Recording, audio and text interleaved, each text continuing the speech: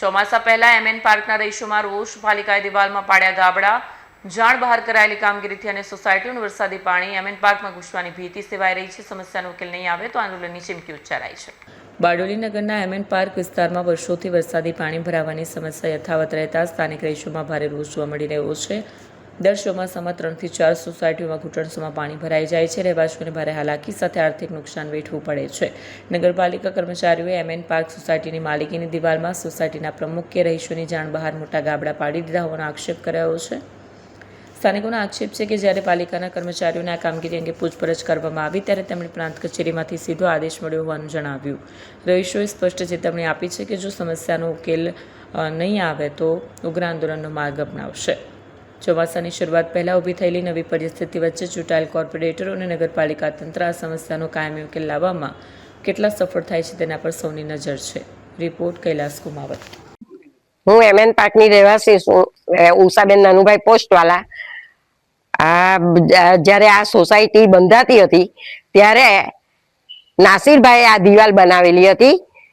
Private દિવાલ હોય ને તોડી કાઢે તો અમને કોઈ વાંધો નથી, પણ જો સોસાયટીની દિવાલ હોય ને કાણા આવીને કાણા પાડી જાય અને અમારા ઘરમાં પાણી ભરાઈ જાય તો હું એ મતલબ ને જો બધા એ લોકો જો એ કાણા પાડતા દર વર્ષે જ કાણા પાડવાના હોય તો પછી અમે અમારા ખર્ચે પાછા દિવાલ બનાવીએ ને પછી કાણા પાડી જાય. આ બાજુ બી કાણા પાડેલા છે મોટા મોટા ને 3-4 માણસ નીકળી જાય એટલા કાણા છે.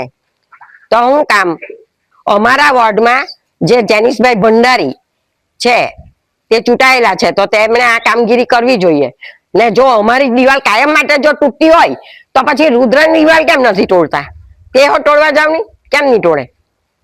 ને પછી એમ કે નગરપાલિકાના માણસો આવ્યા છે, પ્રાંતમાં ગયેલા છે, બધા ગયા ત્યાં જઈને બોલો માણસો આવ્યા જ નથી. હા, આ પાણીનો કોઈ નિકાલ છે જ નથી. પાણીનો નિકાલ જો લાવવો હોય તો વ્યવસ્થિત કરવાનો હોય. બીજી એક સોસાયટી ડૂબાડીને બીજી સોસાયટીને પાણી નાખવાનું એ જરૂરી નથી. એ સોલ્યુશન છે જ નથી. અને ડીએમ નગરમાં દિવાલ કોઈ બનાવેલી જ નથી. સોસાયટીની દિવાલ બનાવેલી હોય તે દિવાલ એ લોકોએ બનાવી જ નથી.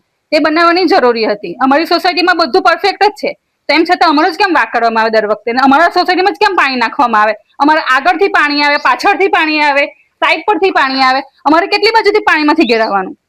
ને આજે જ્યારે આ દિવાલ તોડવા આવ્યા ને ત્યારે અમે એ લોકોને અધિકારીઓને પૂછતા હતા કે તમે ક્યાંથી આવ્યા, કોણ છો? તો અમારી જોડે દાદાગીરીથી વાત કરે. એ લોકો અમારી સોસાયટીની દિવાલ એ લોકો તોડે અને અમારી જોડે દાદાગીરીથી વાત કરે. એ તો એ સોલ્યુશન નથી ને. વિડિયો બી છે. હા, અને વિડિયો બી છે અમારી પાસે.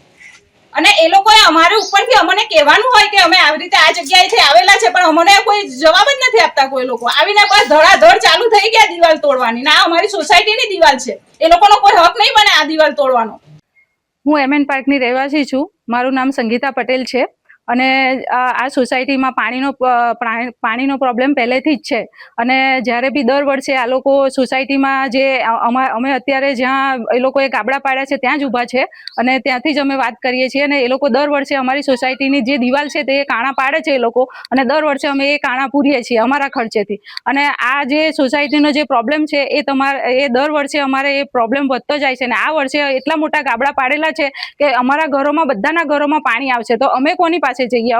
ને જ્યારે આ દિવાલ તોડવા જે લોકો આવ્યા હતા 2-4 દિવસ પહેલા, જે દિવાલ તોડવા માટે જે લોકો આવ્યા હતા એ લોકો એમ કહેતા હતા કે અમે નગરપાલિકામાંથી અમે આવ્યા છીએ અને ઉપરથી પ્રાંતથી અમને ઓર્ડર છે. પણ અમારી સોસાયટીમાં કોઈએ એ લોકોએ નથી કોઈ પેપર બતાવ્યા કે નથી અમારે સોસાયટીમાં કોઈ પ્રમુખ પાસે એ લોકોએ પરમિશન લીધું અને અમારે સોસાયટીની દિવાલ એ લોકોએ તોડી છે.